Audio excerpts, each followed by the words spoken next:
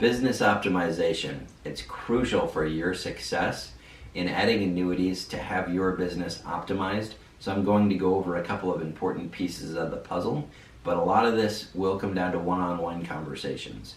So to understand business optimization, I want you to first think of that most financial advisors, insurance agents, etc. are actually still should be employees, not self-employed. They're thinking like employees, not business owners, in that most people are still trading their time for money. So I'll use the example of the mortgage protection or final expense expert. Essentially, they are going around and they are buying leads, going out to houses or doing Zooms or over the phone, and they're telling people to buy these life insurance policies, and they're great. They're a valuable piece of this insurance industry, and when it comes down to it, they're providing a huge service for these folks. The only problem with this is next month they're going to have to wake up, brush their teeth, do this again. And even when everything's clicking and they're doing well and they're successful and they're at the top of their industry and they're earning $10,000 or $15,000 a month, and sometimes even better when they have good months, it still requires them to go out next year and do the same thing, next month do the same thing, next week do the same thing. And so I want you to understand that if you need to get out of the rat race, if the goal is to help more people and spend less time in work and more time on work or with your family, the important things of the puzzle, what you want to do is two things. First and foremost, it's going to be passive income. I've done this in my own practice with health insurance. I love health insurance. Both Obamacare, ACA, short-term medical, you name it, I love it. The reason I love it is leads are abundant. Tens of millions of people need these types of products and services, and the industry is constantly changing, so there's something always new on the horizon. So leads are abundant in this industry. The other thing I love is once you sell them once, if they trust you and you've made a good lasting impact and you've done some of the tricks of the trade, like asking them to save your cell phone number as Tim the insurance guy or Tim the investment guy, whatever it happens to be in their phone, next time something changes, they just have to look up insurance guy on their phone or investment guy on their phone, and boom, you're their guy. They've found you. Especially if you can build up this rapport. Once you have thousands of clients, it's really difficult to be able to do everything you need to service-wise for these folks. So it's really important in my industry on health insurance, as an example, that they have a company that's good, that has 800 numbers that can do all of the customer service, that can do all of the claims. Now, passive income in health insurance, typical commissions when health insurance came out, and sometimes still for short-term medical, you might enroll a family of 4 and your average commission is $400 a month. That's commissionable $4,800 per year. So you only really have to stack 20 or 25 families into something like this to have a really good base income of 6 figures. So it's relatively easy to do, and there's almost no service work involved. The other thing on the health insurance side of the industry is a lot of them are just going to be auto-renewed next year. You're going to stay the agent, and you're going to continue to get commission on this without actually having to do any work. It's terrific. I love it. I recommend you get into that as well. Other people have already focused on other lines of business, and so I want to touch on that here as well. So Medicare can do passive income very well. Sometimes some people get into the weeds of Medicare and Medicare Advantage plans, and they end up spending quite a bit of time on maybe some smaller sales. And I want you to really think about and avoid that trap. That's usually a lead problem, meaning they don't have enough leads or don't have a high enough quality of leads that you can pass those on to brand new agents that really need to learn the ropes. Those are the kind of people that need to focus on those intricate sales. You should be treating your business like a surgeon does, or a doctor, just a general practice doctor. What they do is every 7.5 minutes, or depending on the case, every 15 minutes, they meet with someone new.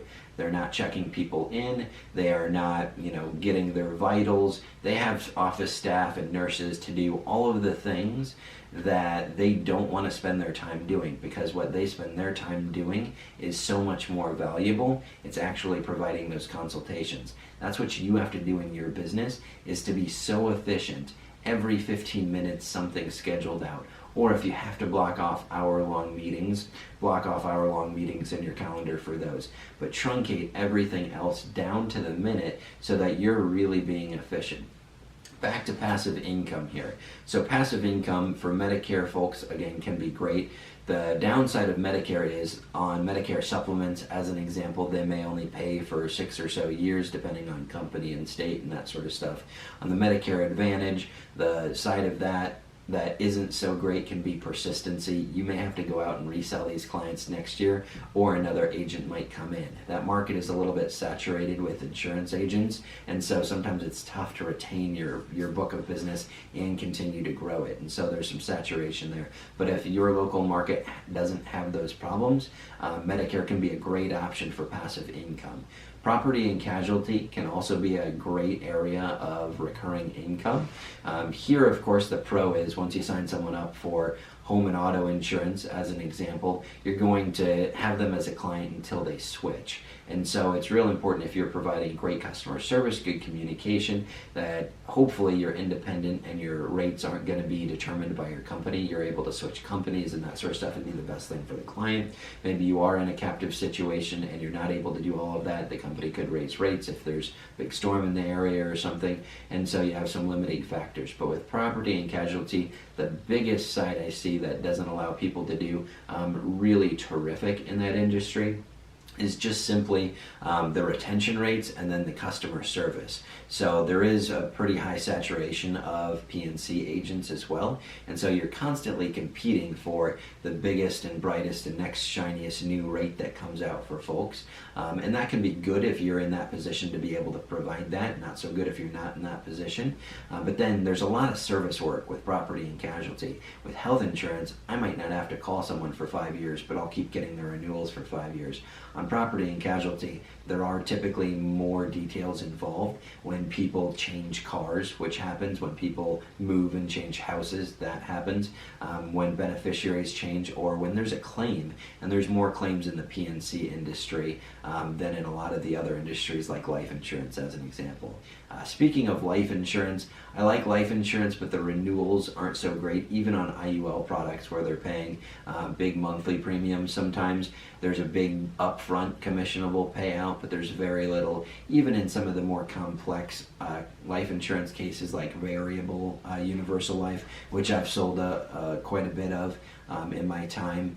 So it's real important for you to understand that you want to set yourself up for success. You want to create a passive income, and as you create that passive income, your time working inside your business is going to diminish because you're going to get paid on last year's piece of business and the year before that's piece of business. So the longer time you have in this industry and the more you build up that passive income, it's really going to set you apart because you're going to have to spend less time on your business. You may still want to, but it allows you a lot more freedom. And that freedom allows you to pick up other lines of business like annuities. And that's huge because that's the second important piece of the puzzle for business optimization. So the second piece of the puzzle is really understanding that you need to make a big profit, a big commission for very little time. And annuities can do that. Myself and my downlines, even though our main line of business and prospecting is really health insurance, or one person does P&C and the other person does Medicare, we all do different things, and I've been successful in teaching them annuities and how to integrate this into their business. The main thing is they got their renewals up or their passive income up to be able to spend enough time learning and being knowledgeable. Now, when I say big commissions, we're talking $50,000 to $80,000 commissions, and we get these checks regularly. So in addition to having passive income, pay all of our monthly bills, mortgage, cars, cell phone, utilities, fun stuff like travel and all of that, the big commissions are what really gets us ahead in life. When we regularly get those $50,000 to $80,000 commission checks from annuities, and we didn't need the money or expect the money this month, it sets us a world apart. It lets us do different things like investment opportunities and all of that stuff. So That's the important piece of the puzzle. And when I say big commissions for little amounts of time, I'm talking 4 or 5 or 6 hours to earn those $50,000 or $70,000 commission checks that come in. And so it's not that little time that matters to you right now. What matters to you is getting the ability to understand all of this enough so that when that opportunity comes up, you're knowledgeable to give yourself the opportunity to close that client, whether it's understanding all of the product knowledge, case design, presentation, all of that stuff on your own, or working with an expert like me that'll partner with you and do all of those things for you the first handful of times. And so what I want you to understand about this business optimization thing is you have to do both sides of the coin. You have to have some sort of passive income coming in that allows you to spend a little bit of time on something else while maintaining your ability to pay all of your bills and do all of the things that you need to do. But you also need the side of the coin that really lets you get ahead in life and to do all of the fun things that are on your goal and your bucket list. So with that being said, there's only one other important piece of the puzzle I want you to understand about business optimization, and we'll talk through these more one-on-one in person, but I want you to understand those are super important pieces of the puzzle. The other thing is Fact Finder. So every business has inventory, and like Burger King as an example, they sell burgers and fries. And if the manager forgot to order burgers and fries next week, they'd go out of business pretty quickly. It'd be pretty silly of them to do that. You'd be surprised at how many insurance agents I regularly see that are in their line of business, whether it's Medicare or mortgage protection or whatever it is, and they're not completing a good fact finder.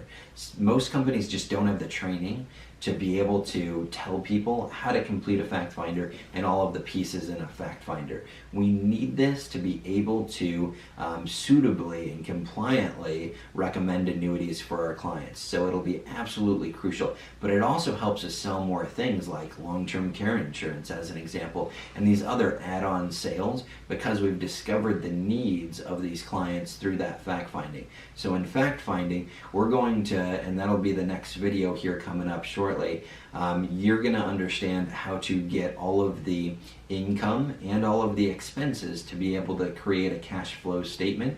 You're also going to be able to get all of the details from their retirement assets and their liabilities like mortgage, car, and student loan, etc., to be able to create a net worth statement. The other underlying piece of that fact finder is simply their extra expenses. Are they going to sell a house when they retire? Are they going to buy a camper when they retire? What is their lifestyle going to look like? What are their other goals? Are they saving some money for kids to go to college?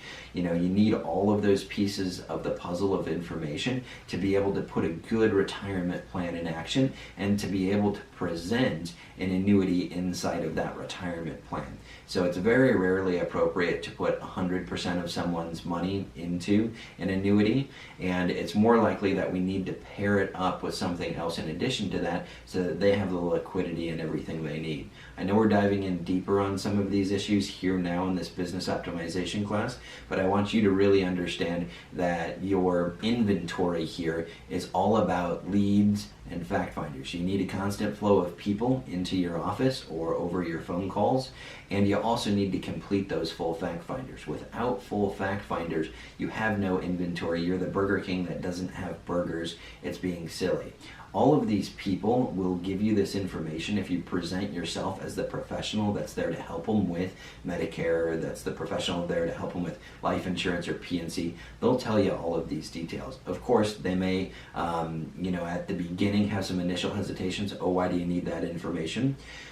The very easy answer to all of that is, oh, my industry has a know your customer rule. I want to make sure I'm giving you the best plan and not just a random quote, because of course I can give you a standard non-tobacco rate, but is that the rate? I really want to dig in, Mr. and Mrs. Client, and understand you guys better so I can give you the most accurate quote, but also make sure that my recommendation is going to hold true to your guys' situation. Is that okay? So using some word tracks like that will put people at ease and let them know and understand you're there because you want to help them, because you care, and that it's your job and you're the professional to do this.